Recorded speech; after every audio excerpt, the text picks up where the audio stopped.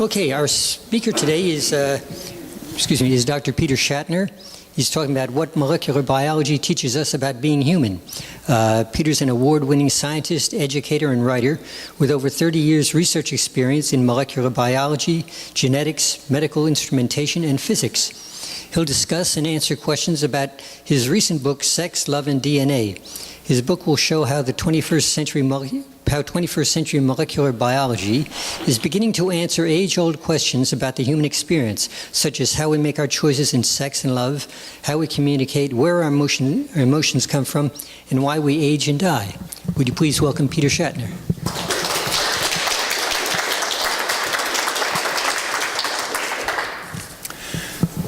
Thank you, Alex. And thank you all for coming and the kind invitation from Alex and the Humanist Society to speak here.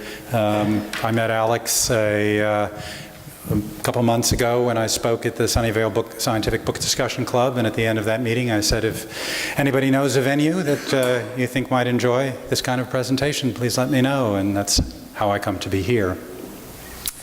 So let's see. Hello. There we go. So why am I doing this? I've been doing research for many years. So now I'm sort of switched gears in my life, and I've wrote a book and I'm giving talks. So why did I write this book? And so there are two answers to the question. The one answer is I've met people, and when I would tell them I worked in genetics and genomics, they would sound intrigued, but they would say, you could get the feeling this is something out of their realm. This is something I can't understand. I know it affects me, but I can't understand it. And so part of the reason why I'm doing this is to really convince people that this is something you can understand. If it's presented clearly without scientific jargon, not only can you understand it, but some of the stories that take place, that are found in the world of biology, are just mind-boggling and just great fun. And I hope to introduce you to a couple of them on this morning. The second reason is sort of a little bit more grandiose, if I might say, and bigger, which is that I think it's really important that as many people as possible understand more about who we are and who we are as biological beings, as well as everything else. And the book and these talks are my small way of trying to help make us all more educated so that we and our children and our grandchildren have a planet to live in and to enjoy by making the decisions that are facing humanity now and that could affect whether there is a planet to enjoy.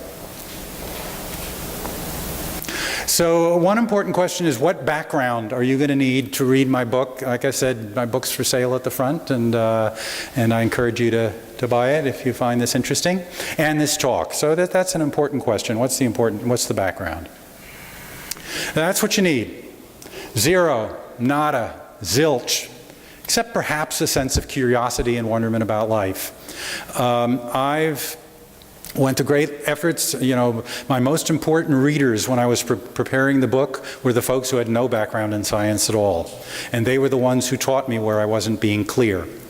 I'll be reading a few excerpts from my book, and I'll be kind of skipping around because the book is sort of sequential, and so although the book, everything is explained as you go along, I have to be a little careful that I don't read something that I thought you knew, but I'll do my best to avoid that. So keep an open mind, and I think you'll find this fun. So let's get started with an introduction. And for the introduction, I'm just going to read some excerpt from the beginning of the book. Can the discoveries of 21st century molecular biology answer age-old questions about the human experience? Can studying proteins and DNA, which is what molecular biology is, it's the study of proteins and DNA, help us understand how we make our choices in love and sex and the other things that Alex talked about? In the past, such questions have generally been left for philosophers and psychologists, and some will argue that that's the way it should be. Yet we are biological animals, and by studying biology, and especially the biology of cells and proteins and DNA, we can learn a lot about what it means to be human. If the idea that proteins and DNA influence who we are seems surprising, Consider a couple of examples. The first example involves prairie voles and meadow voles. Prairie voles and meadow voles, I hope you can see these pictures, are closely related rodents. They're little, they're sometimes called field mice. And they're very similar in many, many ways. But there's one big difference between them. Prairie voles, the ones on top, are very social. They like, the males help take care of the family. They're lifelong mates. They're just the kind of guy that you probably would want for your daughter. They're really good, they're very social, well-behaved animals. Meadow voles, on the other hand, are like actually most wild animals. They're promiscuous, especially the males. They generally have one-night stands and then they move on to the next conquest. If you look at the genetics and the DNA of these animals, they're also quite similar. However, there is one gene which has the funny name AVPRA1, which is not important, but that's its name, which is involved in detecting a certain hormone called oxytocin. And that gene is a little different in prairie voles and meadow voles. And in fact, in an experiment where scientists injected the DNA which encoded this particular gene from prairie voles into meadow voles, the result was meadow voles that were just as loving, good fathers as prairie vole fathers. Now, it's unusual that one gene or one genetic will make this big a difference, but it has happened here. Here's one example. Here's a second example. Male zebra finches. These are zebra finches. The one on the left is the female, the one on the right is a male. It has that orange spot, and that's partly there to attract the females. But the other thing that zebra finches do to attract females is they sing to them. Every young male zebra finch learns how to sing, and what they learn to sing is essentially the same song. This has been studied, using not just by listening, but using spectrographs and instruments and acoustic properties. And just about every male zebra finch sings more or less the same songs. But if a zebra finch is genetically manipulated, and this can be done to destroy one gene that codes one protein called FOXP1, not important name, but that's his name, and the zebra finch does not have a FOXP1 protein, the males are unable to learn how to sing their songs, no matter how much they're taught by older males.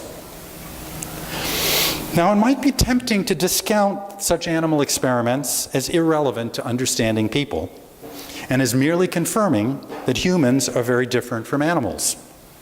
Nevertheless, indirect evidence increasingly suggests that animal experiments like these are relevant to understanding human behavior. Consider these recent discoveries. Autism. Autism is characterized by difficulties in expressing and receiving love and affection. Recent studies have linked some cases of autism. I emphasize autism is very complex, comes from many different sources, but some cases of autism have been linked to impaired oxytocin hormone signaling, the same hormone that is the difference between prairie voles and meadow voles. In fact, some physicians have even started treating autistic children with oxytocin. Although the causes of autism are still quite unclear and very complicated, a few autistic individuals have even been found with genetic variants in their AVPR1A gene, which are the same as the genetic variants found that differ between prairie voles and meadow voles. So they're not that different. Here's another example. In the 1990s, British researchers described a family that had severe language difficulties, despite the fact that the members of this family had normal intelligence. There were many different members of the family. They had normal intelligence, normal hearing, normal vocal cords. A genetic analysis of the DNA of the members of this family showed that all the people in the family who were unable to speak or use language properly, and only those members of the family, had a defect in their protein, in their gene for the protein FOXP1. the same protein that was later shown to be critical for proper singing in zebra finches. Now again, this is a very rare, in humans this is very rare, and this is the only family which is, so I'm not saying this is the cause of most, human speech defects, but again shows that the ways that we learn to speak are not that different from the way that birds learn to sing. So I hope I've given you a little flavor. This is what the book is about, going into much more detail in very simple language. First showing what goes on in animals usually, because they're easier to understand and they're easier to do experiments on. And we might, including me, have some ethical questions about when it's appropriate to do experiments on animals, but they have been done and we've learned a lot from them. And they really have an impact on what we can learn about humans. So I'm going to give you a couple more vignettes, and then we'll open things for questions, and I definitely want to have plenty of time for that. So let's do another little vignette here. And this vignette is called "What Makes Heinrich So Strong?" and in general it's part of the question, what makes some people super athletes and the rest of us not? So what makes Heinrich so strong? The doctors were astonished. When the infant we'll call Heinrich was born in a Berlin hospital in 1999, the doctors realized immediately that he was an extraordinary little boy. Heinrich was unlike any of the other babies in the hospital. Indeed, he was different from just about every other child the doctors had ever seen. To protect the privacy of the boy and his family, only limited amounts of information have been published about him. But what is known is remarkable. When Heinrich was just 6 days old, ultrasound examinations showed that he was far more muscular than other babies. This is from the original medical article describing Heinrich as a neonate when he was born and at age 7 months, and showing his musculature. By the time he was 4 years old, he was lifting 3-kilogram dumbbells, about 6.5 pounds, a feat far beyond the abilities of other youngsters his age. The question already seemed to be which sport Heinrich would ultimately excel at, not whether he would be a top performer at sport at all. Although children born with almost superhuman strength like Heinrich are extremely rare, children with some special athletic gifts are much more common. When we were young, we all knew children who were natural athletes. Maybe you were one of them. I wasn't. These kids ate the same foods that I ate. They didn't exercise any more than I did, at least not when we were little kids. Yet they could run faster and throw a ball farther or lift more weight than other children their age. Now, athletic excellence often runs in families. You can think of Venus and Serena Williams, the tennis players, or Archie Manning and his sons Peyton and Eli in football. The list goes on. Of course, training and coaching are important in the making of families. And simply because super athletes cluster in families does not mean the reason is genetic. After all, super athlete fathers may have trained their sons, and elite athlete sisters may have top coaches. Nevertheless, the fact that athletic excellence often runs in families suggests hereditary factors. And in fact, and I discuss this in the book and I won't go into it here, studies of twins where you compare so-called identical twins with twins who are like brother and sister but are not identical show that genetics plays a very significant role in athletics, and specifically in strength. Top athletes are strong. Although strength depends on training and exercise, it's clear that genetics plays a role. In extreme cases, genetic differences are obvious. Childhood muscular dystrophies can cause weakness and terrible lack of strength. For most of us, muscular development works just fine. We don't make too little muscle and we don't make too much muscle. Of course, this brings up the question of how much muscle is too much and how much is too little. Maybe if we made a little bit more muscle, we would be healthier and stronger and have a better life. And actually, animal experiments suggest this might be true. Scientists began to study how genes regulate muscular development by studying mice. In 1997, researchers at Johns Hopkins University were systematically searching for genes in mice having to do with regulating muscle growth because they were trying to find treatments for muscular dystrophy.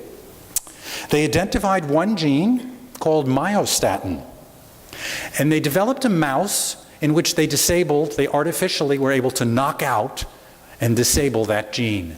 And so the mouse didn't have that protein, myostatin. Just how that's done is discussed earlier in the book, and I'll skip that for now. But surprisingly, the mouse which had the malfunctioning myostatin gene had muscles that were twice the size of other mice.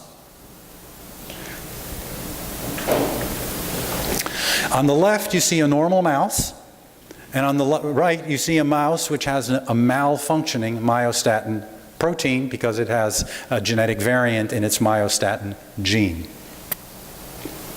Now, it may seem surprising that a non-functional gene, a broken gene, would lead to bigger muscles. But the scientists discovered that the myostatin protein actually works as a brake, like a brake in your car, in the development of muscles. So consequently, disabling myostatin was a way of turning off the brake, and it led to mice with bigger muscles. In general, the myostatin knockout mice seem to be healthy, and there doesn't seem to be anything wrong with them. In fact, mice are not the only animals that have taught us about myostatin. We've also learned from a dog, a breed of dogs called the Whippet. Some of you may be familiar with Whippets. They've been bred over the centuries to be racing dogs. Some Whippets have an unusual genetic variation in their myostatin genes. Although the Whippet myostatin gene variation is different from the one in mice, it has the same effect. The Whippets have a broken myostatin protein, a non-functional one. Occasionally, a Whippet inherits such a broken myostatin gene from both of its parents, both from its mom and from its dad, in which case it has zero functional myostatin whatsoever. These dogs have a muscle-bound appearance and a noticeable overbite. Now, I don't know if you know what normal Whippets look like, or if you know what greyhounds look like, but they're very sleek and lean. This is a Whippet which has no myostatin gene.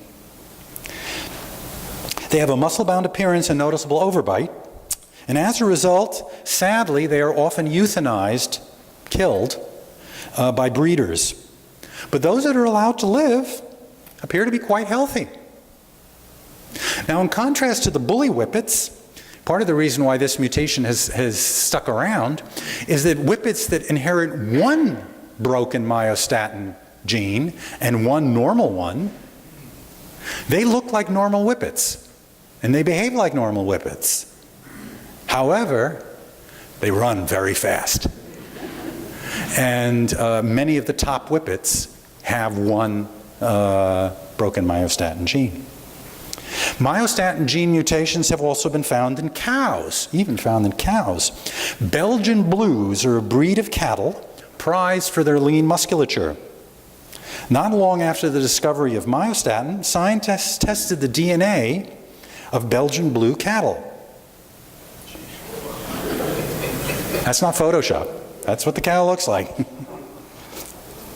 And they discovered that these cows also carried non-functional variants of the myostatin gene. 6 different variants of the myostatin gene have been found in Belgian Blue cattle. They all lead to non-functional myostatin protein, and they all lead to cows with lots of muscles and little fat. So anyway, myostatin knockout mice, bully Whippets, and Belgian Blue cattle all demonstrate that disrupting the myostatin function leads to very muscular animals. However, before the birth of Heinrich, it wasn't known whether there were any disabling myostatin variations that ever occurred in people. As a result of Heinrich's remarkable physical abilities, his DNA was tested. And the tests revealed that both copies of Heinrich's myostatin gene were broken, will produce non-functional protein. Now, Heinrich's variants, it turned out, there are many ways. If you have something that works, there are many ways to break it. And it turned out that the non-functioning, the way that Heinrich's myostatin gene is broken is different from the way it's broken in a cow, but it is broken nevertheless. But the end result is the same. Neither of Heinrich's myostatin genes works properly, and so he doesn't produce any myostatin protein, and so his muscles grow in an unregulated manner. Now, since Heinrich had 2 copies of a broken myostatin gene, most likely both his mother and his father had one bad copy, and he inherited that bad copy from each of his parents. In actuality, as a result, the scientists attempted to make a family tree with some DNA testing and also family history testing of Heinrich's family, and they were actually only able to access his mother's family. But it turned out that Heinrich's mother was an Olympic sprint swimmer, and producing only half the usual amount of myostatin might have contributed to her exceptional athletic abilities. And the way one reads a picture like this is that the squares indicate males and the circles indicate females, and the squares and circles that are in black are ones who were outstanding athletes. And so the black square at the bottom is Heinrich, above it is his mother. His uncle was also a top athlete, as was his grandfather and his great-grandfather. Unfortunately, DNA was not available for the test for some of these folks. So that gives you one example of how a rather simple in the world of genetics, meaning it's just one variation of one gene. It's actually very unusual that things are that simple in genetics.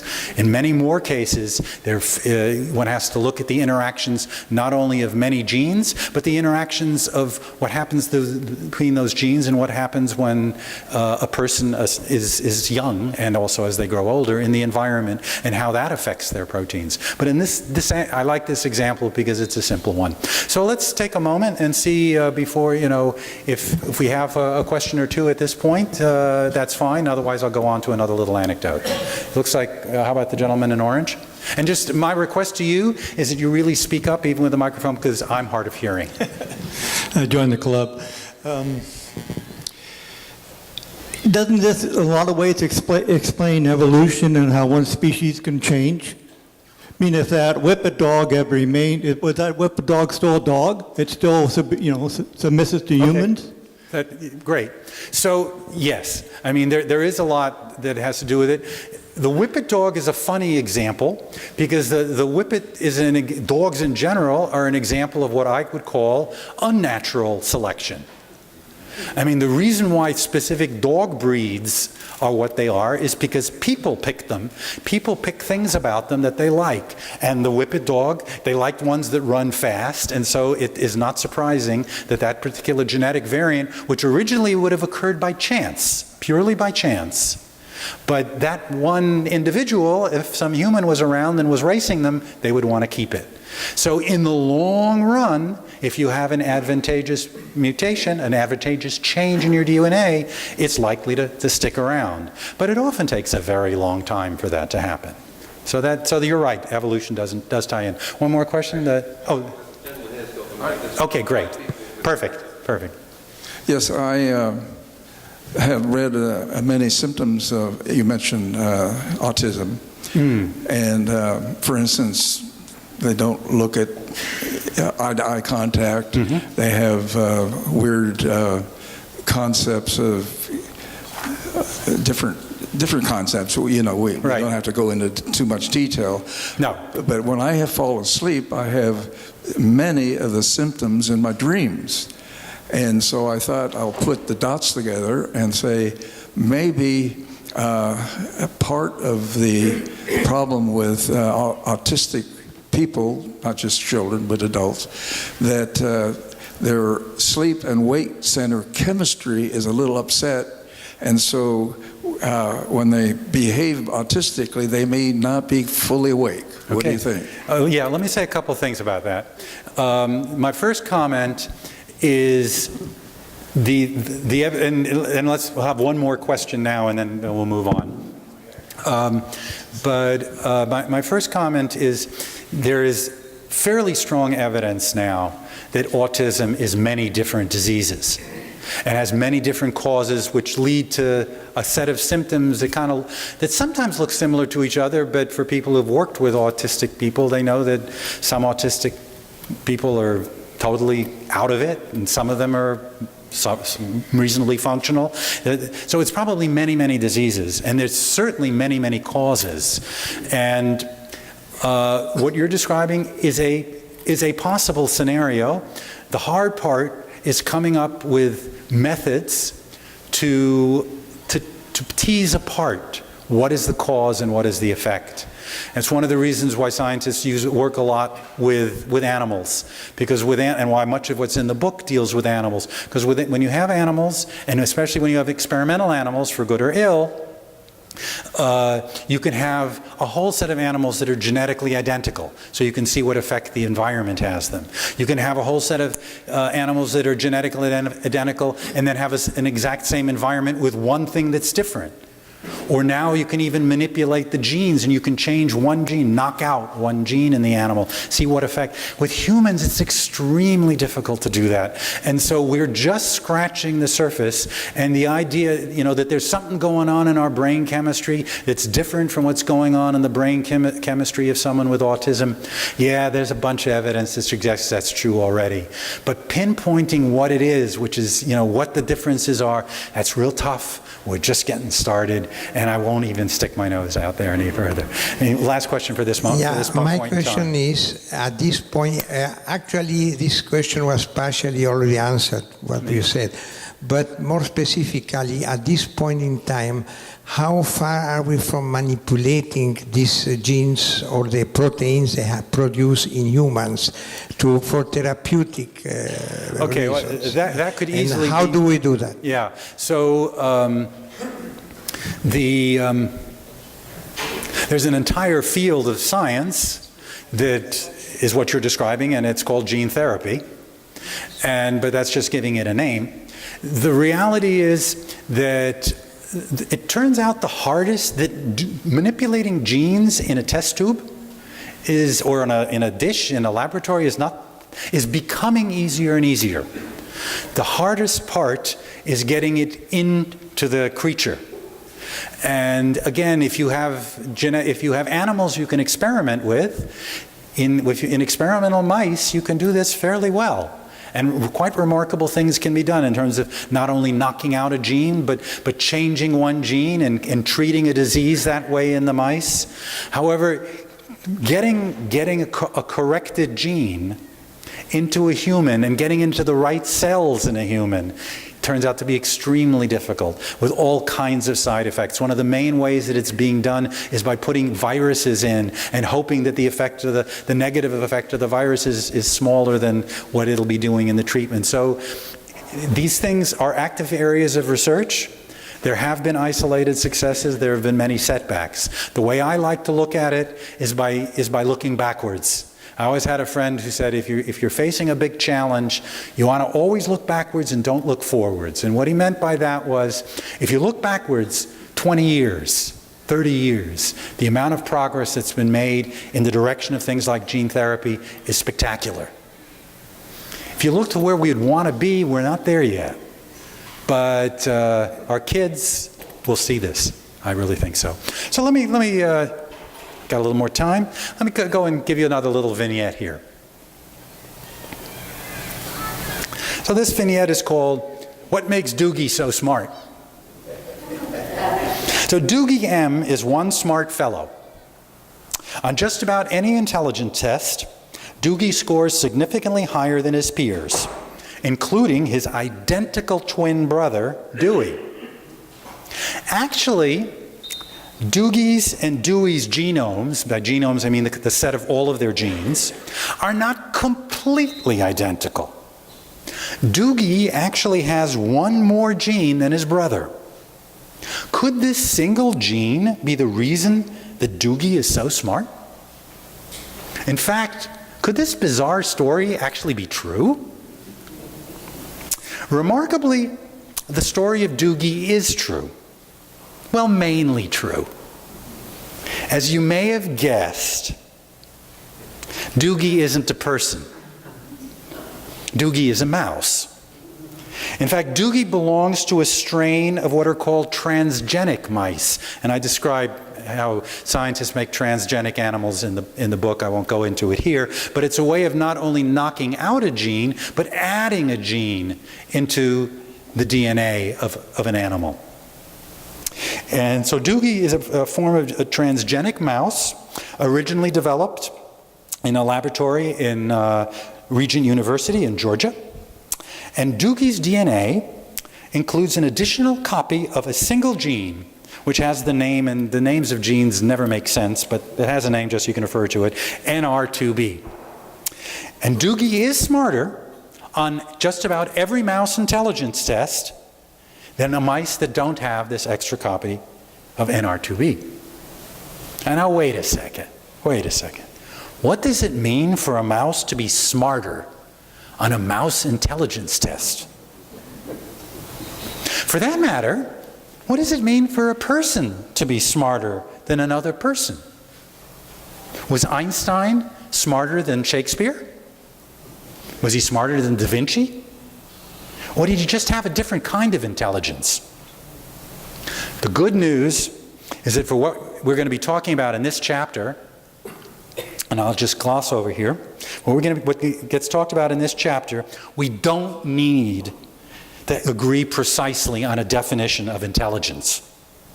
All we need to accept is that Einstein was different from you and me, and that understanding how Einstein's biology, his genetic makeup, and his environment made him different would be pretty interesting.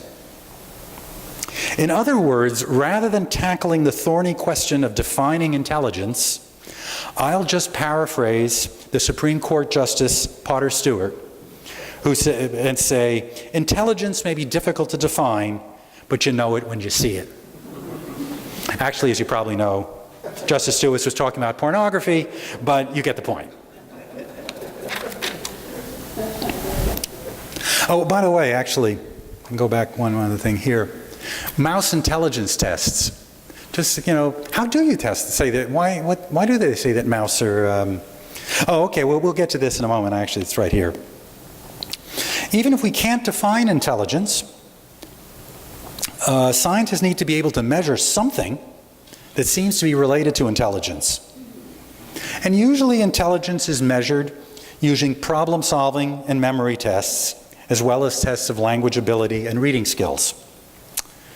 One advantage of problem solving and memory tests is that they can be adapted to testing intelligence in animals. For example, one can set up a maze with food at the end and measure how long it takes a hungry laboratory mouse to find the food. In practice, a slightly different kind of maze is used to test, and usually used to test intelligence in mice. And it's called the Morris water maze. And that's what I'm showing here. So in the Morris water maze, there's the maze is filled with water.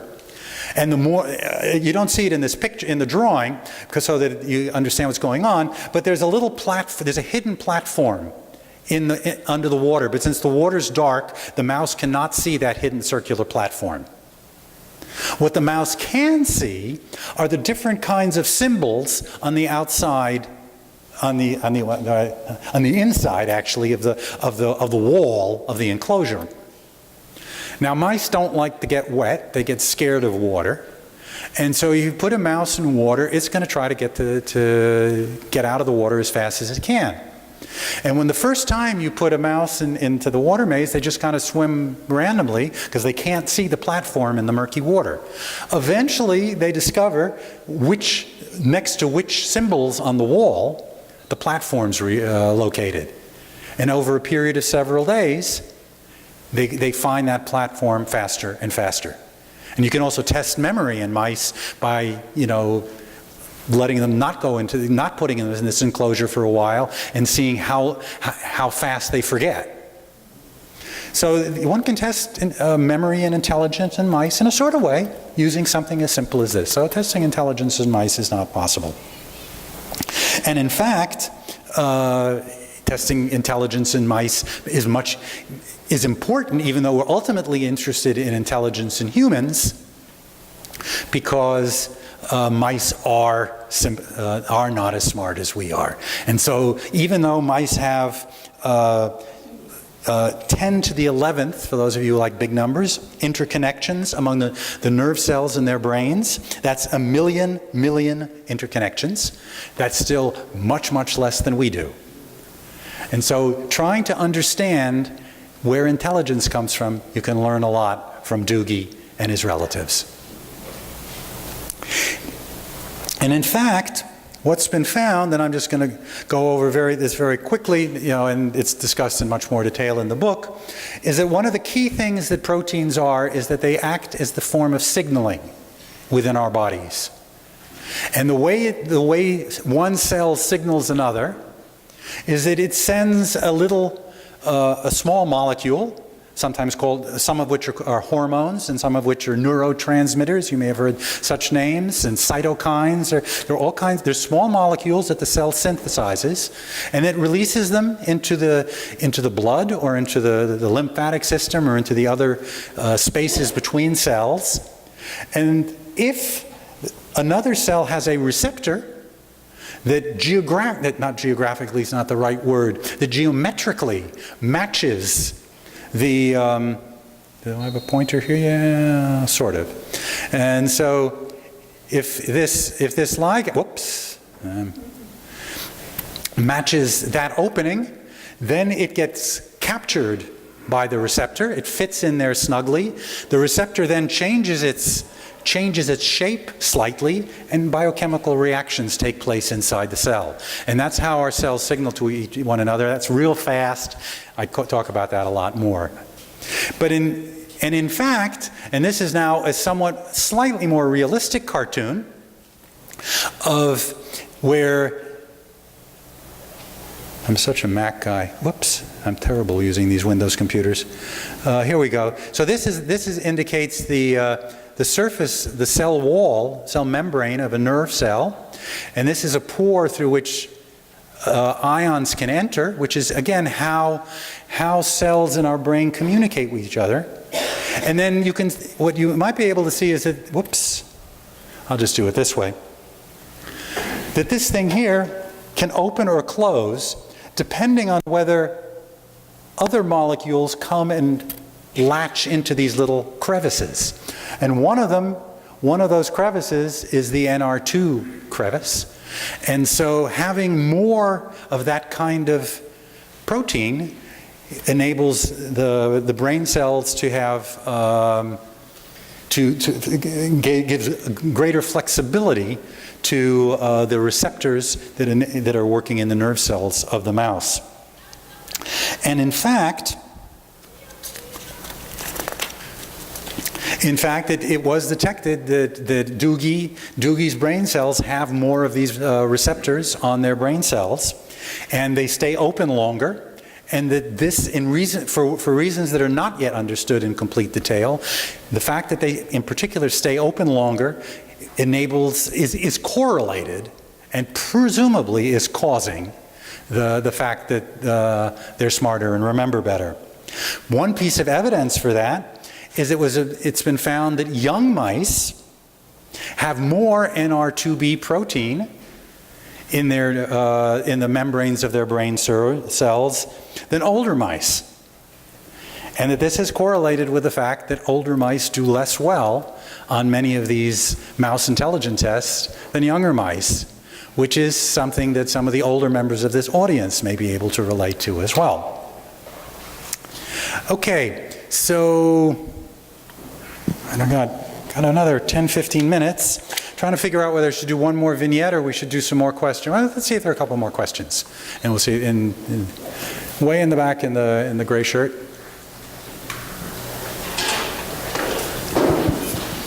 Yeah, I was wondering if you see the day coming when we'll be able to get designer genes and we just download it from the internet and run it through a DNA synthesizer and upgrade ourselves. Okay.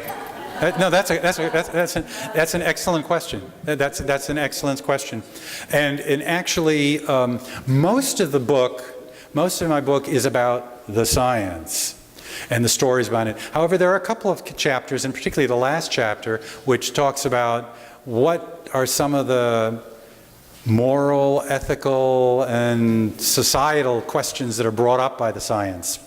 And specifically, you bring up one of them. The specific scenario that you're bringing up, where adults like us could go and grab some new genes, that sounds way in the future. But what may be in our kids' lifetime, and is scary enough, is getting to the point where it's already possible to go in for a genetic test of your as yet unborn child and see, as you may know, whether they're likely to have Down syndrome, whether they're likely to have cystic fibrosis, whether they're likely to have Niemann-Pick disease. And many people choose on that basis to have abortions or not. So what is not possible yet by any means, but 10, 20 years from now, maybe in my lifetime, but certainly in the kids' and grandkids' lifetime, very likely, it may very well be possible to see, ooh, that embryo has some genetic variants that are going to lead to a smarter kid. That embryo has genetic variants that are going to lead to, a kid who's going to be a better athlete. What are we going to do with that? Now we're heading to questions that are not science questions. These are ethical questions. And I'm not an expert here, I'm one of you, when it comes to ethical questions. So you're bringing up a great question. The one with adults, that's not around the corner. But the one with kids, it's not here, but it's not that far away. Yeah, who's next? Hi. Yeah, I have a question about autoimmune diseases. Okay. And whether there can be like a genetic predisposition or whether it's really caused by chemicals and so on in our environment. Okay, so autoimmune diseases are not a specialty of mine, but as far as I know, autoimmune diseases are like most of what affects us. It is a combination of what's in our DNA and what is in the environment. But of course, what is in the environment, ultimately, both of these affect us through the proteins that are in our cells. Our DNA determines which proteins are made, and our environment determines which proteins, triggers which of the proteins that could be made will be made, and what interactions they will have. The specific examples I've chosen here emphasize the genetics, simply because it's easier to talk about quickly. But quite frankly, more than half of the book is about the molecular biology of the environment and of the molecular biology of how the environment interacts with our genes and DNA. And so that there seems to be little doubt that autoimmune diseases are a combination of an unlucky draw of certain genes combined with an unlucky being in the wrong place at the wrong time with what's triggering those genes. And so it's a mixture, but in any specific case, and there, again, autoimmune diseases entail a huge range of things, and just to what extent, very often what happens is that someone is exposed, what does happen, someone is exposed to like a virus or a bacteria, and their immune system does the correct thing to fight that bacteria. But then it turns out that there's something in the person's own body that looks just a little bit too much like the bacteria or the virus that came in, and so then that person's immune system starts fighting that part of their body. So it's a combination. On the one hand, yes, it was triggered by what happened externally, and on the other hand, it is a luck of the draw as to, because we each have a slightly different kind of immune system that we inherited from our parents, and some of them, those reactions will happen more or less. Let me read, one more, one little vignette, and then if there's So this last little vignette is about genealogy and history, because our DNA teaches us about that too. And this is about a DNA test that claims that 30% of African Americans are of European ancestry. And the story starts with a woman named Vi Higginson. And here's a picture of her. She's a real person. You may have even heard of her. Vi Higginson is a talented and successful African American woman. She was born and raised in Harlem in New York City, and her accomplishments have been many, from starting the Gospel for Teens choir to hosting her own show on New York City's prime black radio station. And more recently, you may have heard of her. She's the founder of a popular show called Alive and Kicking at 55. And she's a great woman. After her grandmother died in 1978, Higginson became interested in her family history, as well as in the ancestry of her people. So when commercial DNA ancestry testing became available in the early 2000s, she was eager to take advantage of this new way of learning about one's roots. And Higginson, and at that time, this has changed, the whole field, but in the early 2000s, pretty much the only way you could do DNA ancestry testing was by testing something called the Y chromosome. The Y chromosome is something that about half of us in the room have, those of us who are men. Actually, I won't have time to read this a little bit. There is another chapter in the book which talks about men who don't have a Y chromosome. So don't be too smug. But the vast majority of men have a Y chromosome. And the great thing about the Y chromosome is, for the point of view of genealogy and ancestry testing, is that if you look at almost any other part of our DNA, the picture is like this picture here. Say I look at myself here, half of my genes come from each parent, a quarter of my DNA comes from each of my grandparents, an eighth of my DNA comes from each of my grandparents. And so if I'm like a typical melting pot American, I have DNA that comes from all kinds of backgrounds. And so trying to trace my genetic ancestry becomes very, very complicated and confusing. The Y chromosome is different. If I'm a male, my Y chromosome came only from my father. And that Y chromosome came only from his father.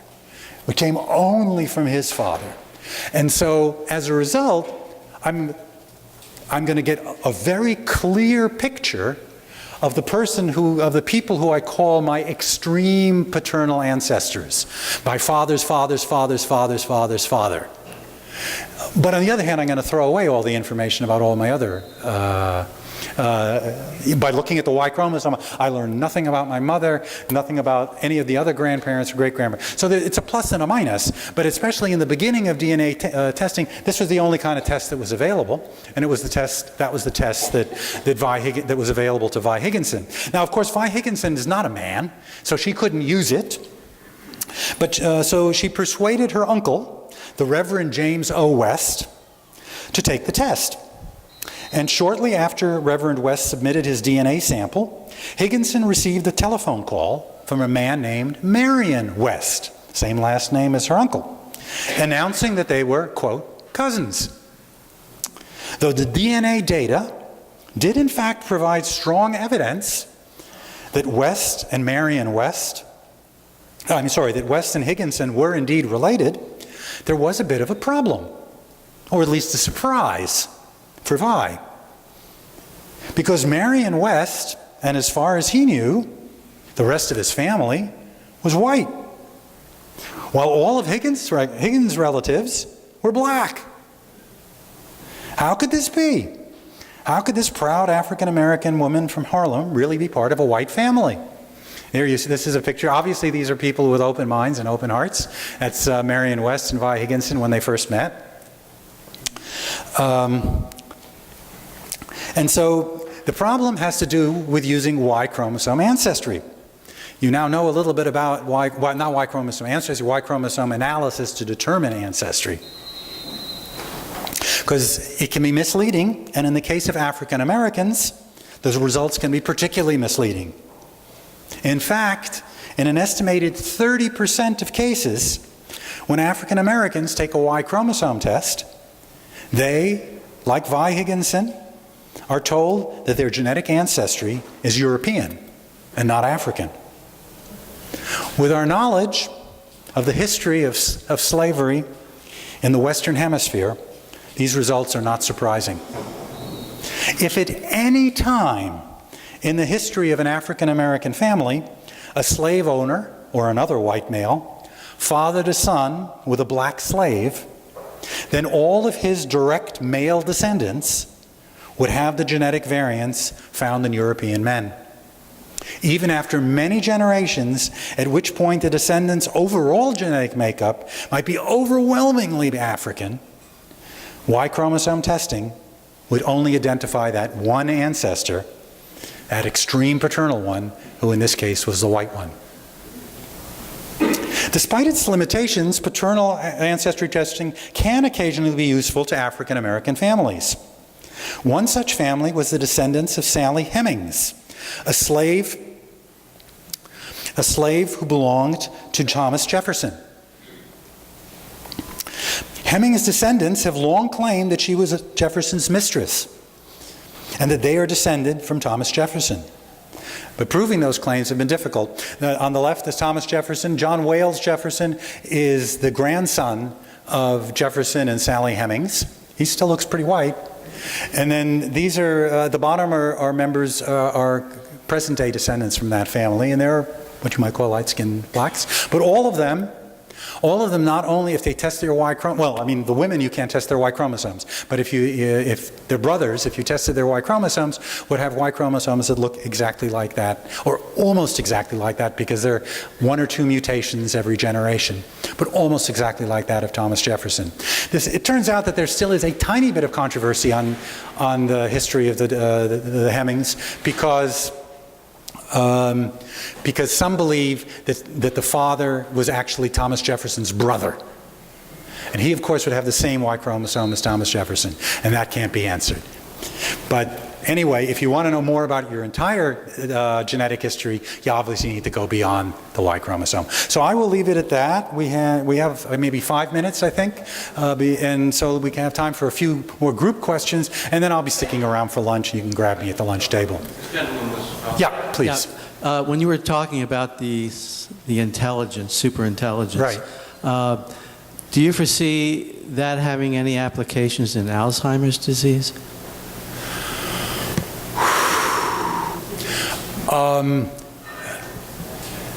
Alzheimer's disease, their symptoms are known of Alzheimer's. When I say symptoms, I don't just mean that the people have trouble mentally, but there's symptoms of Alzheimer's disease that are known in terms of things that are plaques that are observed in the brains. It's still very little is still known about, it's known that people with Alzheimer's have those plaques, but just what those plaques, why they're bad, is not really understood, and where they come from is even less well understood. So, although I can make the sort of sweeping, simple generalization and say my belief is that at the end of the day, everything comes from the proteins and DNA in our cells, and ultimately, yeah, I think that's my gut feeling. But that there's real evidence of that at the moment, I wouldn't say that there's really that much evidence for that. Before I take the next question, I just want to do one little thing here. I'm going to skip through a lot of stuff. Whoops. Yeah, okay, in case people want to look at that. That's my plug where you can get more information, and please tell your friends about it. And just as when I spoke at the Sunnyvale Book Club, and Alex, I said, if you know any venues or event series that might enjoy a presentation like this, do let me know. And if you enjoyed the show, please consider adding a few words of feedback on the mailing list. And if you let me in, because I've gotten wonderful reviews for the book, but it occurred to me, it'd be good for my publicity campaign if there are people who found the talks were valuable as well to be able to say that. So yeah, no. And you'll sign the book, I assume, if somebody wants you to. Absolutely. Yeah, I'll be happy to sign any books that you buy. Yeah, and now I'm available for. Is mitochondrial DNA of any use to geneticists in tracking down symptoms and specific characteristics such as you've described? Well, okay. So the sentence after the one I stopped reading in the story of Vi Higginson, and it was that the next best kind of DNA for studying ancestry, or in fact, you could say equally good to Y chromosome DNA, is mitochondrial DNA. The reason why it's so good is to go back to, I won't put the picture back up there, but mitochondrial DNA is the other exception to my statement which said that all of our DNA is a big mixture from everybody. So my mitochondrial DNA came only from my mother, not from anyone else. And she got it only from her mother, who got it only from her mother. So again, that provides another snapshot. In fact, that the whole chapter that starts about Vi Higginson is about mitochondrial DNA. And one of the fun stories that's in there is how mitochondrial DNA was used to resolve the sad story of the death of Anastasia, the last of the Romanovs. I don't know if you know anything about that story. I won't go into it, but the Romanovs were murdered by the Bolsheviks, but there was this belief that the one young girl survived, and there were many people, many women who claimed they were that person. And it took mitochondrial DNA testing to come to the answer as to whether any of them were telling the truth. Any? Yeah. Last week in the Stanford Daily newspaper was a manifesto by the autistic students of Stanford disparaging and decrying the major autism charity, which they say produces 90% of its or spends 90% of its funds on trying to cure autism, and they do not want autism cured. These are, in my mind, the autistic children are the ones who make the best discoveries in science and are not perturbed by being so social as other people. It's fascinating. I mean, I have two reactions to that. The one is that what you're bringing up is a very interesting, ethical, non-scientific question. So once again, I'm not an expert here. We're talking ethics here. The easy rule of thumb that probably most of you know, but any sentence which has the word should in it or should not is not a science question. It's an ethics question. Doesn't mean it's a bad question, an unimportant question. It's just not a science question. And so the question, should there be treatments for autism? That's an ethics question. I really have nothing to say that's of any more intelligence than anybody else here. But what I would want to say is that autism is an extreme example. The general situation you're bringing up has been around for the last 20, 30 years in the world of deafness. In hearing disability. There are now some tremendous treatments, both in terms of curing deafness in certain places, or if you can't cure it, having a medical device that enables people who would otherwise be deaf to hear. And to hear quite well with cochlear implants in many situations. Those are scientific questions. Those have been done. They work. There is, however, an ethical question which has been brought up by many people in the deaf community. Should this be done? Or especially when it comes a step further, as genes are being identified that are the cause of certain forms of hereditary deafness. Parents are sometimes deciding, or prospective parents, to have an abortion, or they will be very soon being in a position to make the decisions because their kid would be deaf. And these are not scientific questions. These are ethical questions, but they're tough ones, and it's great that you brought it up. I think I'm now kind of getting to the end of my official time span. Okay, you're in charge. I'm still available to talk, but I don't want to overstay my welcome. So who's next? I have one comment and question. Comments first, because then I will drop my microphone. People ask questions regarding genetic research to help people, and since I'm doing anti-cancer research, we just had a recent discovery and actually application to use CAR T cell to treat multiple myeloma, where they have take bone marrow from patients, and then they change the genes and then reintroduce into patient's body, and actually to cure multiple myeloma patients. But process is very long, and the patient has to be doing lots of treatment before the process can be done. And there are lots of side effects. The good result is some of multiple myeloma patients complete cured. So it's good news and bad news, not all there. That's comments. My question is, you mentioned about oxytocin treatment for autism patients. It exists. It's rare. Yeah. What is the result? Oh, as far as I know, we can find the reference is in my book. It was a study that I'm actually aware of only one study, and it was done with a small number of patients. And the problem with that sort of thing is, you want to get a study published. The result obviously is they did great. The reality is then independent studies come with larger numbers of people, and you see what happens. So to my knowledge, as far as I know, there's only been this one pilot study that was done in Japan with a handful of autistic kids. They were children, and the researchers claimed that the results were good, which didn't mean their sense was there was more progress compared to a comparable collection of children who didn't get this treatment. So they're encouraged, but as you well know, the field of medical research is just littered with promising results which then didn't pan out. So we'll see. Ask me the question again in 10 years.